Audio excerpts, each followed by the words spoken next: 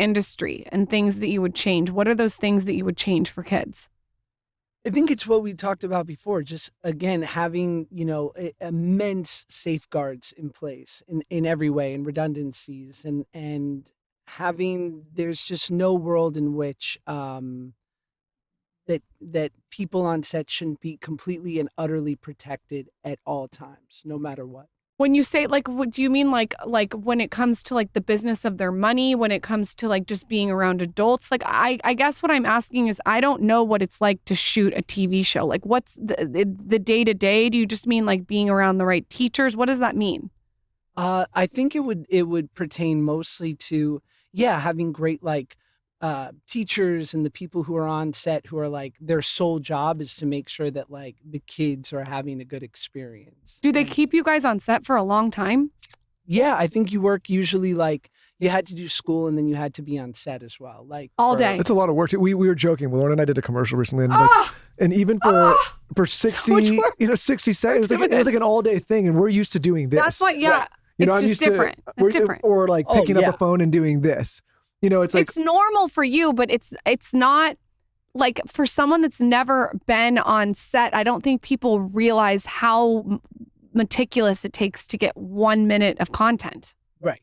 Yeah. Podcasting is, let's not mess around here. It's the greatest job on earth. If you can, but again, it's like there's millions. So a testament to you guys that you have found not only a successful pod, but a successful network and able to keep it going. But yeah, I mean, and that's what we found from everyone from Mr. Beast to really successful podcasters and everything in between. It's like the gatekeepers have become more inconsequential. And we were sort of all brought up in a way where for the last 70, 80 years, like TV and movies and traditional sort of creative ventures had to be one way. Yeah, and there was a few people that decided who got the shine and who didn't. Yeah.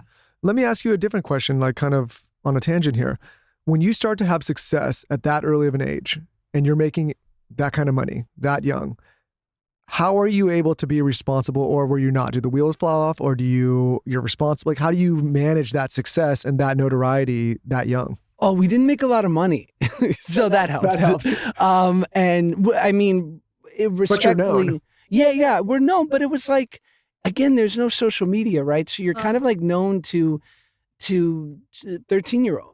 So it's very like you can sort of, I found, at least for me, I was able to sort of navigate it in a way where I was able to keep some semblance of self. And I was also like heavier and insecure, and in an interesting way, I think that was the silver lining. Like it was sort of my guardian angel because it kept me from ever becoming too impressed with myself.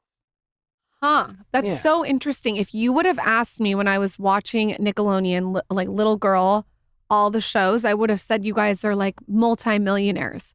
No, not, I mean, I can only speak to myself, but that was not my experience. When you went out with your mom and you're like out to lunch, and are there people coming up to you all the time at 16?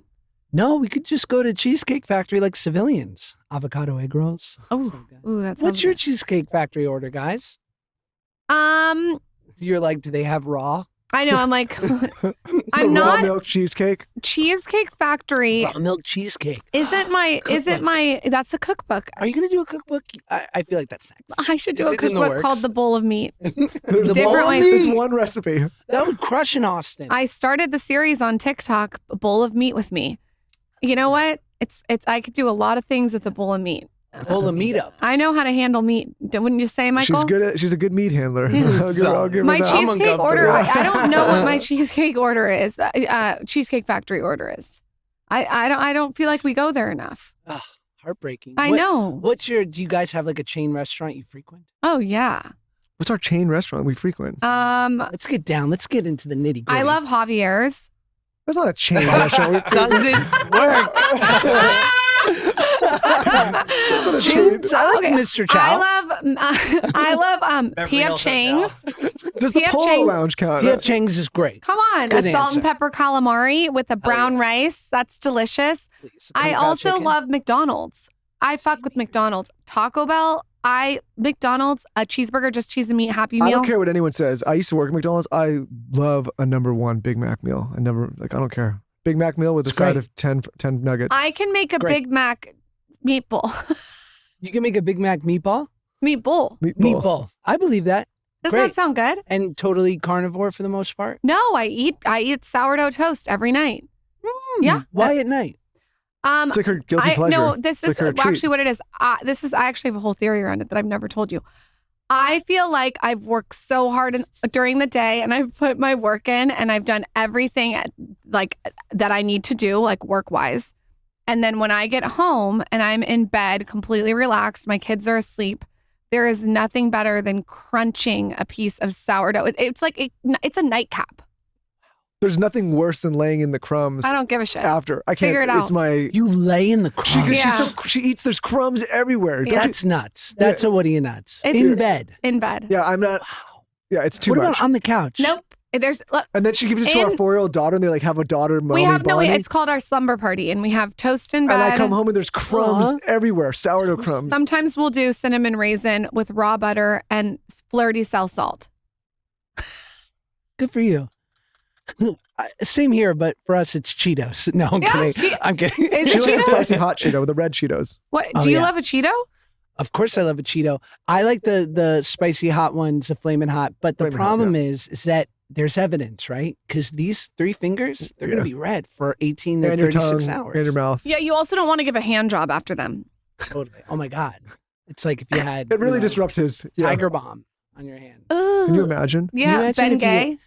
Have you seen Ben Gay as lube? That would be, yeah, that's cruel punishment. I had a buddy that one time made jalapeno poppers before he took this girl on a date, and he got all the jalapeno oil everywhere. He finger banged her. No. Why do you have to be like? People knew what he did, but it was a whole Hold problem. on. Okay, well, let's talk a second. Let's timeline here. Let's get forensic about it. Okay, so he makes the jalapeno poppers around I don't know. 4. Yeah, but 4:30. No, maybe not. Like he just made him there. Like he had her over at his house, and he made the jalapeno poppers. Which, by the way, that's a wild dish to select when you're courting a lady. That's something I mean, I would if your do. turn on is, you know,